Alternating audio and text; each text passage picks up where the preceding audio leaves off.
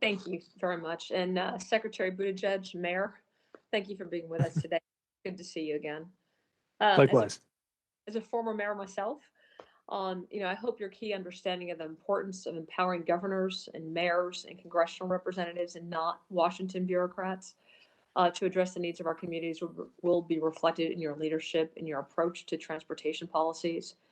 I'm looking forward to working with you to develop bipartisan solutions to our country's infrastructure needs. I just have a few questions for you today. I'm getting ready to go down to the border next week, and the crisis there is astounding in its scale as thousands of illegal immigrants enabled by drug cartels and human traffickers enter the country on a daily basis, and many of them unaccompanied minors untested for COVID 19. Mr. Secretary, recently the CEO of Greyhound Bus had asked Homeland Security to provide assurances that any detainees released by ICE have proof of a negative COVID 19 test, similar to the proof required for international airline passengers who arrive at U.S. ports of entry. What conversations is DOT having with Homeland Security on the border crisis? And how can law abiding Americans be sure that the border crisis is not the next super spreader event causing more mass lockdowns and travel restrictions?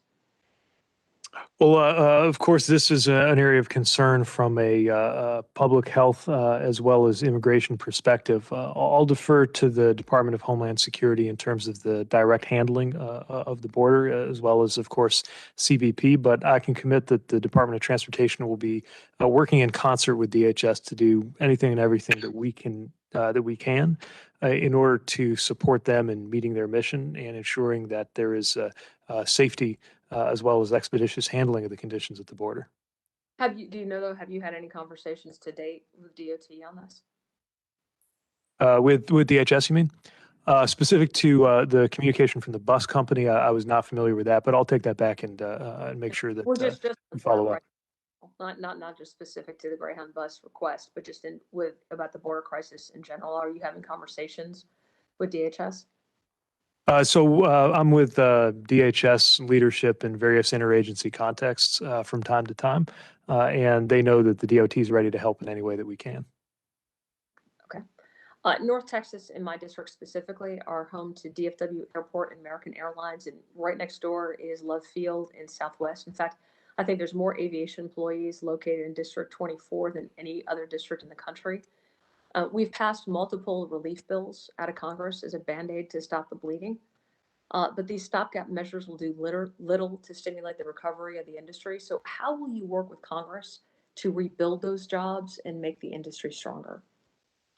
Well, first of all, I want to thank Congress for actions like the rescue plan, which led to air carriers being able to tell their employees that they could tear up those furlough notices. But we know that there's a long way to go for recovery in that sector and in the country as a whole. I think a lot of what we've got to do is making sure that the sector remains at the cutting edge, whether we're talking about the implementation of next gen technology, whether we're talking about being ahead of the curve in terms of efficiencies and sustainability, or whether it's the work that we do in international fora, where it's very important to stand up for the American air sector as we're in those conversations with global partners. I think across the board, we've got to make sure that we are preparing for a future in which America remains the unquestioned global leader in aviation. That starts with safety. It's one of the reasons why so much is at stake in ensuring that the FAA can meet its fundamental mission of seeing to it that American air travel is the safest in the world. I think all the other economic gains that we hope to pursue, they begin and end with that one. Okay.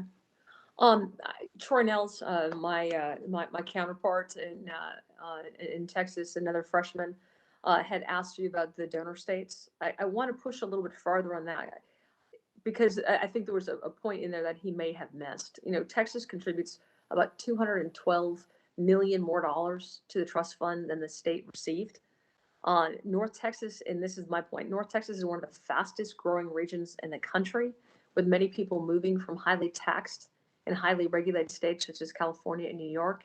So we consistently hear policy proposals for transportation spending to these states to solve their problem, but while ignoring the growth of regions such as North Texas. So can you commit to ensure the equitable flow of grant dollars and programs to these highly growth areas?